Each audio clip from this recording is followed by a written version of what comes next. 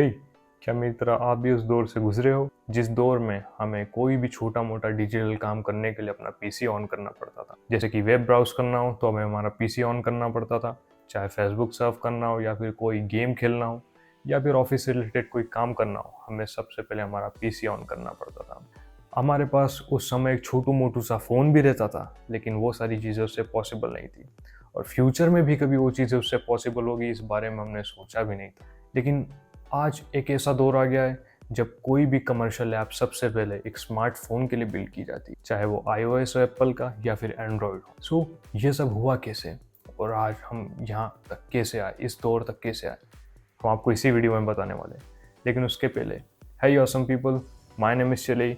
मैं आप सभी का वेलकम करता हूँ आपके अपने यूट्यूब चैनल टेक शो 365 में, जहाँ हम टेक से रिलेटेड ऑसम बातें करते हैं 365 डेज अ ईयर। सो इसी तरह की ऑसमनेस आपकी लाइफ में भी बनी रहे, इसलिए आपसे रिक्वेस्ट करता हूँ प्लीज़ हमारे चैनल को सब्सक्राइब कीजिए और बेल आइकन को प्रेस कीजिए ताकि हम भी आपकी तरह ऑसम लोगों से हमेशा मिलते रहें। ओके, सो अब हम स्टार्ट करते हैं।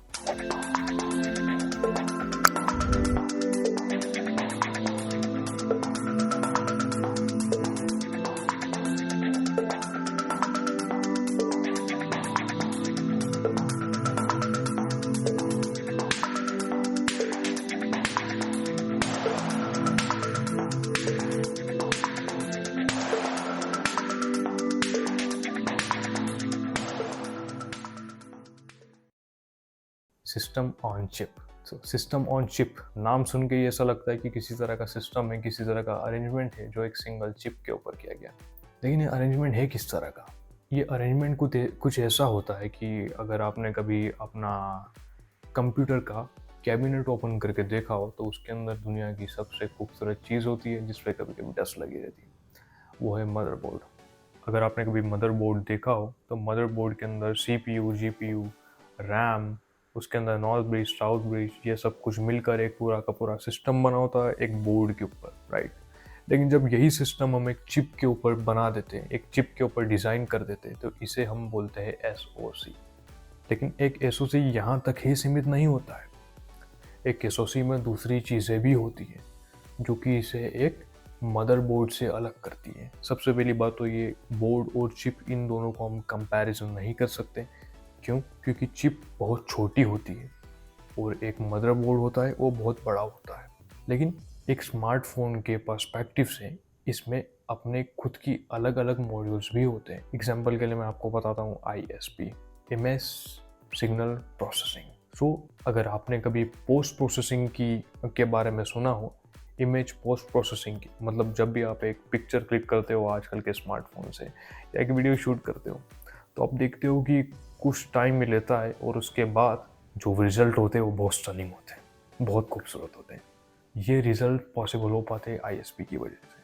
तो ये सिर्फ एक एग्जाम्पल था। इसी तरह की बहुत सारी अलग अलग यूनिट्स भी होती हैं। सो क्या आज तक हम जब इसे प्रोसेसर बुलाते थे कि क्वालकॉम का 855 प्रोसेसर या एप्पल का बायोनिक A11 चिप, सो जब हम इन्हें प्रोसेसर बुलाते थे क्या हम गलत बुलाते थे? काइंड ऑफ वो गलत ही है। क्यों गलत है? क्योंकि CPU या मैं बोलूँ प्रोसेसर, इसका सिर्फ एक पार्ट है।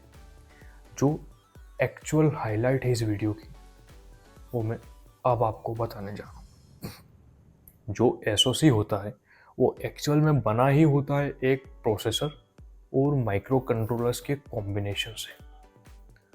प्रोसेसर तो हमने डिस्कस कर लिया, प्रोसेसर क्या है, जैसे कि इंटेल का i9, i7, i5, आप लोग इन सभी चीज़ों से बहुत वेल अवेयर होंगे और मैं इस वीडियो को ज़्यादा लंबा भी नहीं करना चाहता। सो भैया हम इस बारे में लेटर ऑन भी डिस्कस कर सकते हैं। आपको सिर्फ एक कमेंट में लिखने की ज़रूरत है, अगर एक सिंगल कमेंट भी होगा सो मैं वीडियो बनाऊंगा उसके ऊपर। सो जैसे कि मैंने आपको बताया कि जो एक SoC होता है वो एक कॉम्बिनेशन होता है माइक्रो कंट्रोलर और माइक्रो प्रोसेसर का। माइक्रो प्रोसेसर तो मैंने आपको बता दिया, लेकिन थोड़ा डिटेल में अगर आपको जानना है तो माइक्रो प्रोसेसर कुछ ऐसा होता है कि एक माइक्रो प्रोसेसर जैसे मैंने आपको बताया i7, i9, ये टास्क एक डायनेमिक टास्क परफॉर्म करने के लिए बने होते हैं। जैसे कि वही प्रोसेसर जो आपके ब्राउज़र को रन करता है वो सिर्फ ब्राउज़र को रन करने के लिए नहीं होता है, साथ ही साथ वो गेम्स खेलने के लिए भी यूटिलाइज होता है। ज़्यादा पावर कंजप्शन और कम पावर कंजप्शन दोनों को मैनेज कर सकता है, दोनों सिचुएशन में वो काम कर सकता है। अब हम समझते हैं एक माइक्रो कंट्रोलर के बारे में। सो जो माइक्रो कंट्रोलर होता है वो एक स्पेसिफाइड टास्क को परफॉर्म करने के लिए होता है। जैसे मैंने अभी आपको बताया आईएसपी के बारे में, आईएसपी एक माइक्रो कंट्रोलर की तरह ही है, राइट। सो आईएसपी भी क्या करती है कि सिर्फ उस इमेज प्रोसेसिंग का काम करती है, उस कैमरे के ऊपर काम करती है। ये हो गया एक तो माइक्रो कंट्रोलर। माइक्रो कंट्रोलर आपकी वॉशिंग मशीन में भी होते हैं वैसे। सो माइक्रो कंट्रोलर्स क्या होते हैं कि स्टैटिक काम करने के लिए बने होते हैं, एक ही तरह का काम हार्डवेयर के ऊपर एक ही तरह के एक्शंस परफॉर्म करने के लिए बने होते हैं। सो ये है एसओसी। लेकिन ये दोनों या जो कंप्यूटर होता है, कंप्यूटर और स्मार्टफोन की बात कर रहा हूँ, क्या ऐसा डिफरेंस इनमें हो रहा है कि एक बहुत ज़्यादा हाई पावर कंजप्शन करके काम कर रहा है और एक लो पावर कंज्यूम करके काम कर रहा है? तो ये पॉसिबल हो पाता है इनके इंस्ट्रक्शन सेट्स की वजह से। इंस्ट्रक्शन सेट्स क्या है? तो इंस्ट्रक्शन सेट्स हैं रिस्क एंड सिस्क, ये आर्किटेक्चर्स होते हैं। रिस्क एंड सिस्क, रिस्क होता है रेड्यूस इंस्ट्रक्शन सेट कंप्यूटर और जो सिस्क होता है वो कॉम्प्लेक्स इंस्ट्रक्शन सेट कंप्यूटर होता है। ओके, सो ये कुछ थोड़ी टेक्निकल टर्म हो रही है। ऑलराइट, सो जो रिस्क होता है लो पावर पे यूज़ होने के लिए बना होता है और जो सिस्क होता है वो हाई पावर पे यूज़ होने के लिए बना होता है। हाई पावर मतलब जो डायरेक्ट आपके घर पर प्लग इन करने के बाद आती है, राइट बोर्ड में। सो ये है डिफरेंस रिस्क और सिस्क में।